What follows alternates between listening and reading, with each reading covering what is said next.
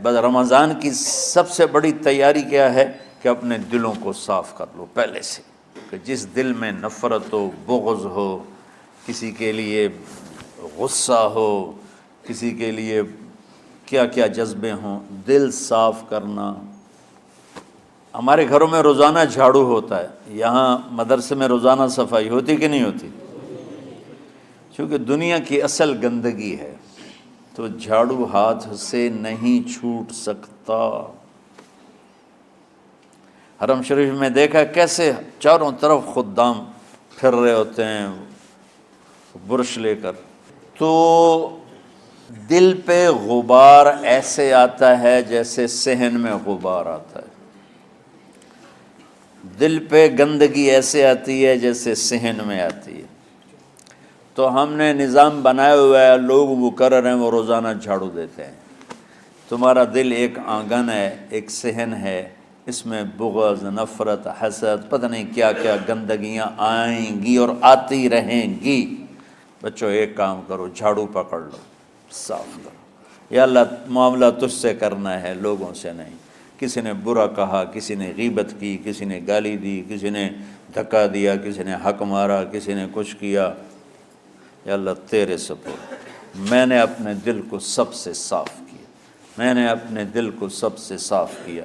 یہ اتنی بڑی عبادت ہے کہ بڑے بڑے نفلوں والے، تہجد والے، حج عمرے روزے والے تمہیں نہیں پکڑ سکیں گے، کیونکہ اس کا کرنے والا دنیا میں کوئی نہیں۔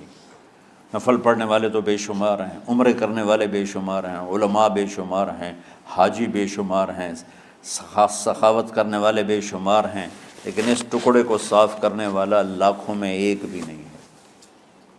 مشکل کام ہے، آپ یہ سیکھ لیں، صاف کرو، صاف کرو، صاف کرو۔ یہ رمضان کی سب سے بڑی تیاری اور علم کو حاصل کرنے کی سب سے بڑی چابی ہے کہ اپنے دل کو کھلا کر لو۔ کوئی چیز خالی ہوگی تو کچھ آئے گا۔ جس دل میں بغض بھرا ہو، نفرت بھری ہو، حسد بھرا ہو، کینہ بھرا ہو، اس میں خاک آئے، اس میں تو علم کی ایک کرن بھی نہیں آئے گی۔ اس زبان سے چاہے جتنے مرضی موتی بکھیرے، دل اس کا اندھا ہوگا۔ لا تعمى الابصار ولكن تعمى القلوب التي في الصدور۔ یہ آنکھوں سے اندھے نہیں، دل سے اندھے ہیں۔ تو بچوں اپنے دل کو صاف کرنا سیکھو۔ وہ کتنی مشہور حدیث ہے، آپ نے کہا اس دروازے سے ایک جنتی آ رہا ہے، تو ایک انصاری صحابی داخل ہوئے، جوتا ہاتھ میں، داڑھی میں وضو کا پانی۔ اگلے دن اس دروازے سے ایک جنتی آ رہا ہے، تو ایک صحابی آئے، ہاتھ میں جوتا، داڑھی میں وضو کا پانی، وہی صحابی۔ اگلے دن اس دروازے سے ایک جنتی آ رہا ہے، تو وہی صحابی 3 دن جنت کی بشارت لی انہوں نے۔ اس صحابہ کی جماعت میں ایک شخص ہیں جن کا نام ہے عبداللہ بن عمرو بن عاص۔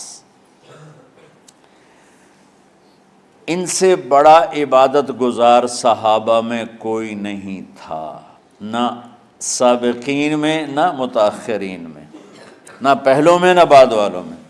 ان کی عبادت کیا تھی؟ ساری رات جاگنا، سارے دن کا روزہ، اور ایک ختم قرآن صبح سے شام تک۔ اتنی اللہ نے طاقت دی تھی۔ پھر وہ غلوب والی بات آ گئی، ایکسٹریم ہونے والی بات آ گئی۔ ان کی شادی والی رات حجلہ عروسی میں داخل ہو رہے ہیں، دلہن کے کمرے میں داخل ہو رہے ہیں، اور مصلی بچھا کے اللہ اکبر، اور دے نفل تے نفل، دے نفل تے نفل۔ تو ان کی بیگم نے دیکھا تو وہ بھی خیر کا زمانہ تھا، انہوں نے بھی وضو کیا اور پیچھے مصلی بچھا کے وہ بھی فجر تک نفل پڑھتے رہے۔ صبح ہوئی تو حضرت عمرو بن عاص رضی اللہ عنہ نے پوچھا، بیٹی رات کیسی گزری؟ کہا جی ماشاءاللہ آپ کے بیٹے تو بڑے عبادت گزار ہیں، ساری رات نفلوں میں ہی گزری۔ تو وہ ان کو شکایت کر دی۔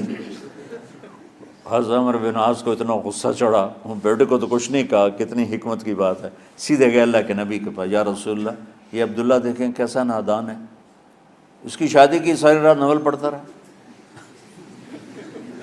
تو آپ کہتے ہیں ماشاء اللہ کتنی بڑی بات ہے، نفلوں میں گزر گئی، رات بھی نفلوں میں گزر گئی۔ تو آپ نے حضرت عبداللہ بن عمر کو بلا کے ڈانٹا کہ تو نے مہینے میں 3 دن روزے رکھنے ہیں، بس اس سے زیادہ نہیں رکھنے، اور ہفتے میں 1 قرآن ختم کرنا ہے۔ کہا یا رسول اللہ میرے اندر طاقت زیادہ ہے۔ پھر اچھا 15 دن روزے رکھنے، کہ نہیں میرے اندر طاقت زیادہ ہے۔ آپ اس کو تھوڑا تھوڑا کر کے گھٹاتے رہے، اور وہ ہر دفعہ نہیں یا رسول اللہ میرے اندر طاقت زیادہ ہے۔ تو آخر میں آپ نے کہا اچھا چلو صوم داؤدی پہ آ جاؤ، 1 دن روزہ رکھو، 1 دن افطار کرو، اور 3 دن سے پہلے قرآن ختم نہیں کرنا۔ تو آپ نے اس کو پیچھے کیا۔ یہ بیٹھے تھے اس محفل میں، ان کے دل میں آیا کیا یہ بزرگ مجھ سے زیادہ عبادت کرتا؟ رات میں ساری جاگتا ہوں، دن روزہ رکھتا ہوں، 1 ختم کرتا ہوں، تو جنت کی بشارت تو مجھے ملنی چاہیے تھی، ان کو کیسے مل رہی؟ یہ کسی کتاب میں نہیں لکھا کہ یہ ان کا جذبہ تھا، لیکن جو کہ میں ان کی سیرت کو جانتا ہوں تو مجھے خیال آتا ہے کہ ان کی نفسیات میں یہ بات آئی ہوگی، چونکہ صرف انہی کو خیال آیا کہ میں جا کے دیکھتا ہوں کہ یہ بزرگ کیا کرتے ہیں۔ تو ان کے پاس پہنچ گئے، چاچا ذرا، وہ ادھیڑ عمر تھے، چاچا وہ میرے ابا تھوڑے ناراض ہیں، تو کچھ دن آپ کے پاس گزار لوں؟ کہ بیٹا بسم اللہ آ جاؤ۔ اب رات ہوتے ہی عشاء کی نماز پڑھ کے انہوں نے جلدی سے چادر اوپر لی اور یوں سراغ کر کے ان چاچے کو دیکھنے لگے ایسے کر کہ اب یہ کیا ساری رات سجدہ کرے گا، اور ساری رات روتے روتے روتے روتے مصلی گیلا ہو جائے گا، یا ساری رات رکوع کرے گا، ساری رات قیام کرے گا، ساری رات قرآن پڑھے گا، اس تصور سے یوں دیکھ رہے۔ اور وہ بزرگ صحابی تشریف لائے، سرانے پہ سر رکھا، اللہم بسمک اموت و احیا، ہو گئے۔ اب یہ دیکھ رہے ہیں ابھی اٹھیں گے، ابھی اٹھیں گے، ابھی اٹھیں گے، اٹھے نا، فجر کی اذان پہ اٹھے۔ اب یہ تو حیران پریشان ہو گئے کہ یہ کیا ہو؟ اس زمانے میں تو منافق تہجد نہیں چھوڑتے تھے ڈر کے مارے کہ پتہ نہ چل جائے ہمارے کفر کا، تو یہ چاچا جنت بھی لے گیا تو ستا بھی پیا کہ چلو کل دیکھوں گا۔ اگلی رات پھر چادر سر پہ کر کے اور یوں سوراخ کر کے لیٹے ہوئے اور دیکھ رہے۔ چاچا پھر تشریف لائے اور سرانے پہ سر رکھا، اللہم بسمک اموت و احیا، ہو گئے۔ فجر کی اذان پہ اٹھے، یہ اور پریشان ہو گئے کہ میرا نبی کا فرمان تو سچا ہے، اس میں تو شک بھی کفر ہے، لیکن عمل کیا ہے جس پر اس کو جنت کی بشارت ملی؟ 2 رکعت نفل بھی نہیں۔ اور آج کے دور میں تم میں سے ماشاءاللہ اکثر بچے تہجد پڑھتے ہیں کہ 1 رات اور دیکھوں گا، تیسری رات اللہم بسمک اموت و احیا، ہو گئی ساری رات۔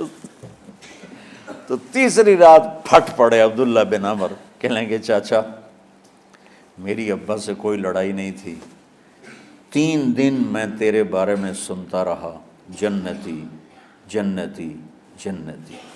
میں دیکھنے آیا تھا کہ آپ کیا کرتے ہیں، آپ تو کچھ بھی نہیں کرتے ہو، ساری رات سوتے رہتے ہو، اب کیا کرتے ہو؟ انہوں نے کہا بیٹا یہی ہے جو تم نے دیکھا ہے۔ اب ان کو سمجھ میں نہیں آ رہا کہ یہ جوڑ کیسے بٹھاؤں، ادھر جنت کی بشارت، ادھر ساری رات خراٹے، اب یہ اس میں جوڑ کیسے بٹھاؤں، کیونکہ نبی کی بات تو غلط ہو نہیں سکتی۔ تو اب وہ نا ایسے نا بڑے بے دل سے ہو کر واپس مڑے، پتہ نہیں کی چکر ہوئے گی کوئی گل۔ جب وہ دروازے تک پہنچے تو کہنے لگے بیٹا ادھر آنا، واپس آ گئے۔ کہا میں تمہیں اصل راز کی بات بتاتا ہوں۔ کہا کیا ہے کیا ہے؟ تو یہاں ہاتھ رکھا، کہا یہ جو دل ہے نا اس میں کسی انسان کی نفرت نہیں۔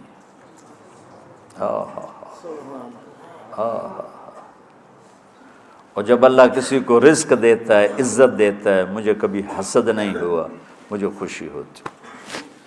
تو عبداللہ بن عمر نے کہنا تھا ہاں یہ بات ہے، نہیں، انہوں نے کہا ہاذا ہوا، اچھل کے کہنے لگے ہاذا ہوا، ہاں ہاں ہاں ہاں یہی ہے یہی ہے یہی ہے۔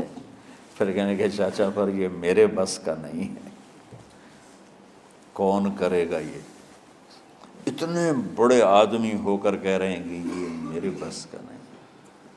تو بچوں، دنیا میں جنتی بننا ہے اور علم اللہ سے لینا ہے تو اسے صاف کر دو،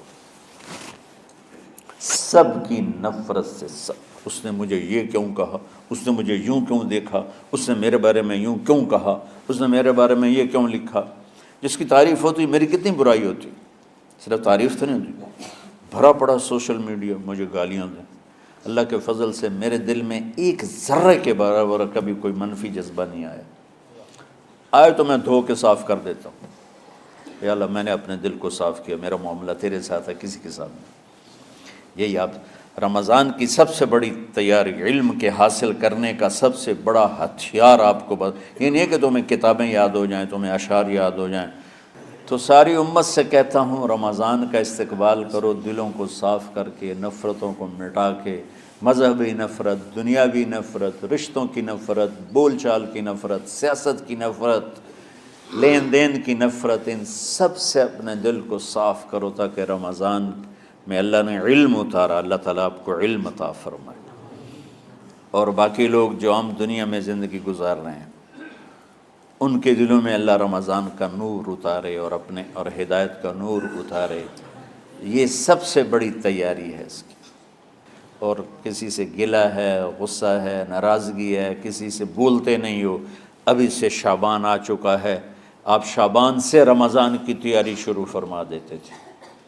تو اس کی تیاری کیا ہے؟ وہ دلوں کو صاف کرو، معاف کرو، معافی مانگو، تمہارا قصور نہیں پھر بھی معافی مانگ لو، دلوں کو صاف کرو، اور اپنے اور اللہ سے سخاوت مانگو کہ اللہ کو سخی بھی پسند ہے اور صاف دل والا بھی پسند ہے۔